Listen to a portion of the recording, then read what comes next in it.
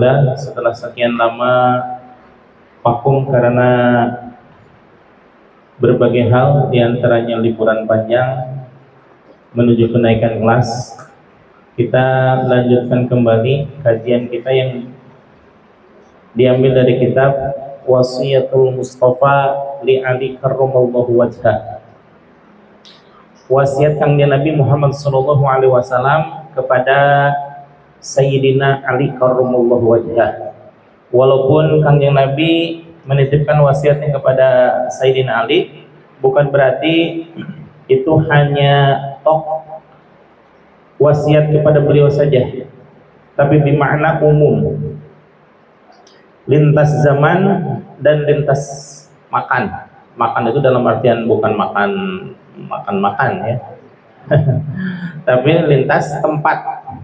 Karena Kangjeng Nabi itu kedudukannya sebagai rahmatan lil alamin, rahmat bagi seluruh sekalian alam, bahwa rahmat yang hakikatnya berwujud dari Allah Subhanahu wa taala, namun Kangjeng Nabi pula tetap memiliki rahmah, artinya kasih sayang. Wa innaka la'ala khuluqin azim, sungguh engkau wahai Muhammad, firman Allah di dalam Al-Qur'an, memiliki budi pekerti yang agung. Budi pekerti yang agung itu bermakna rahmatan lil alamin. Kalau Allah rahmatnya bagi seluruh makhluknya, tapi Nabi Muhammad SAW walaupun pada dasarnya itu bagi seluruh makhluk Allah Subhanahu wa taala, namun lebih spesifik khususnya kepada kaum muslimin wal muslimah, termasuk kita sekalian. Alhamdulillah. Ini kitab ditulis oleh Syekh Abdul Wahab Asy-Sya'rani, yang mana beliau adalah ulama min jumlatil ulama'il mutasawwifin, salah satu pembesar dari ulama ahli tasawuf yang kitab-kitabnya, pemaparannya diperlukan dan dipergunakan di pondok pesantren hatta saat ini sampai sekarang ya. Maka alhamdulillah, walaupun kita tidak hidup sezaman dengan beliau 800 tahun yang lalu, tapi kita masih bisa menikmati kajian-kajian beliau, sehingga ini menjadi referensi bagi kita untuk meningkatkan kebeningan qalbu, untuk meningkatkan ketajaman hati ya, di dalam rangka menggapai rahmat dan ridho Allah. Ya, baik. Kita mulai. Waqala Muhammadun, berkata Kangjeng Nabi Muhammad sallallahu alaihi wasallam, ya Ali, wahai Sayyidina Ali, man akalal halala, barang siapa yang memakan makanan dan minuman yang halal, sofa dinuhu, maka bersihlah agamanya, murni. Sofa itu dalam artian sofa. Nah, sofa tasawuf itu berasal dari kata ini, salah satu dari pendapat ya. Sofa itu suci. Sofa di mustaq dari berbagai kalimat. Tadi kelas 2 sudah belajar tentang wazan dan mauzun ya. Tasrif itu perubahan ma taghayyara an bina'i mufradihi, berubah dari kalimat mufradnya. Namun lebih spesifik lagi bahwa perubahan kata itu menurut apa yang kita inginkan kalimatnya. Dari nasara yansuru nasron wa mansuron fahuwa nasirun wa dzaka mansurun unsur la tansur minsurun mansurun minsurun, isim makan, isim zaman, minsurun itu isim alat gitu ya. Nah, itu perubahan kata ini juga sama. Sofa, asal katanya sofa, suci.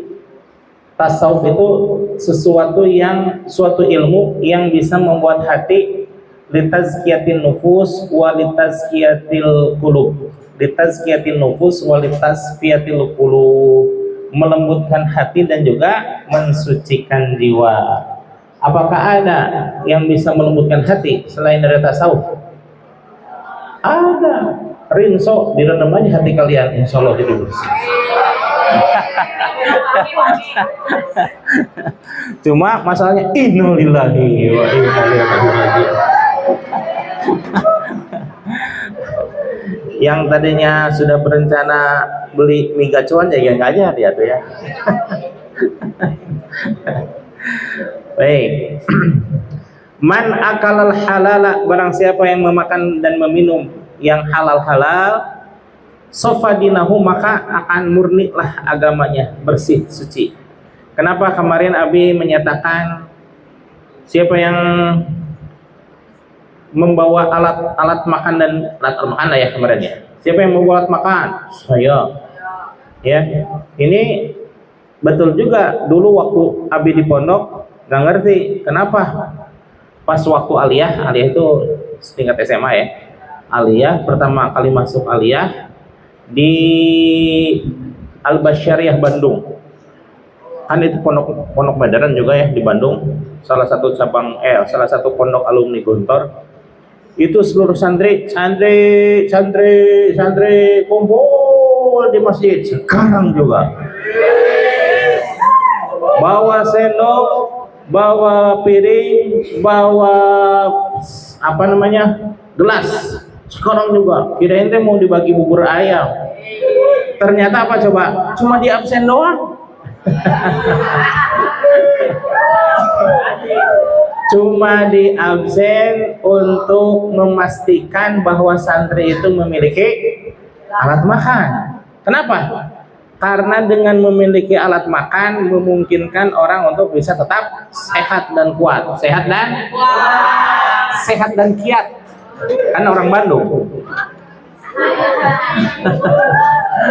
Nah, orang bisa nggak hidup tanpa makan? Enggak tuh, sehari 3 kali lah ya. Sehari 3 kali itu sehat. Belum jajan. Belum di sini. Belum nyebrang. Belum maghribnya. Belum pulangnya dari TPA. Belum ada yang lewat ke rumah. Teng. Subhanallah ya. Itu sini Salehah. Nih, sini. Iklan dulu sebentar.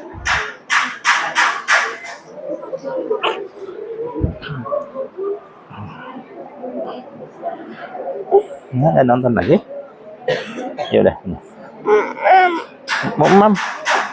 Bentar ya. Atau sama kakak deket. Ya udah bentar atau ya.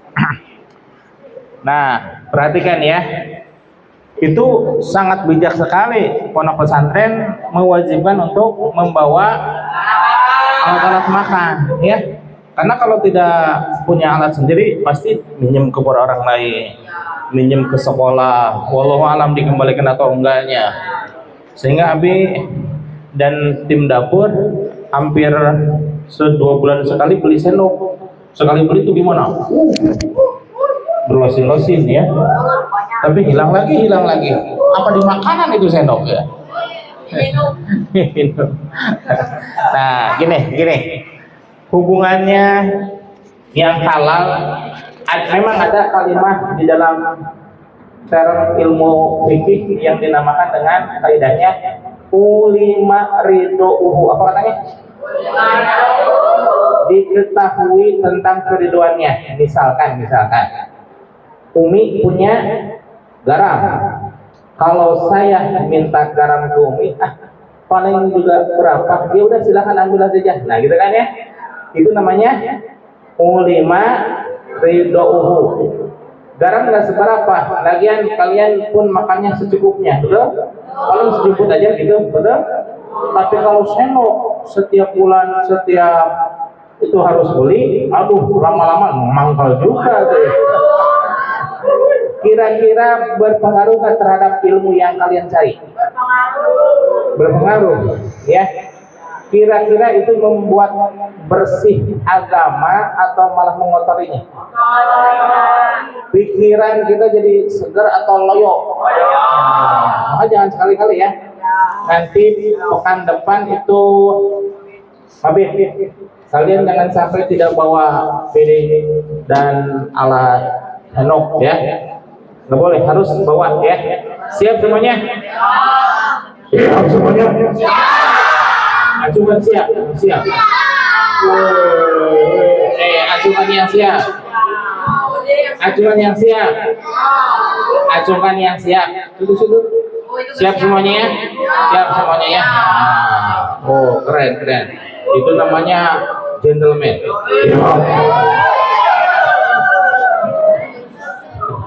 Ya.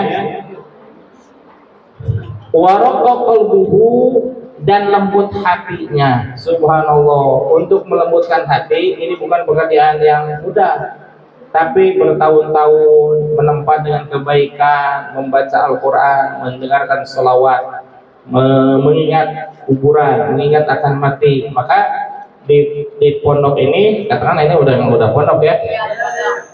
Di Darul Muqarrabin dibiasakan untuk membaca tahlil, Yasin, dan juga pembacaan surah Yasin. Maknanya apa? Apa yang kita baca, ma qara'nahu minal Qur'anil azim, segala sesuatu yang kami baca dari Al-Qur'anul Karim, Al-Qur'anul azim, wa ma halalnahu, dan apa yang kami baca dari kalimat la ilaha illallah, wa mastaghfarnahu, dan apa yang kami mintakan ampun kepada Allah melalui kalimat astaghfirullahaladzim, hadiyatan wasilatan wa rahmatan wa nazilatan ila hadratin nabi. Mudah-mudahan dihadiahkan keberkahan untuk seluruh keluarga kanjeng Nabi, untuk Nabi khususnya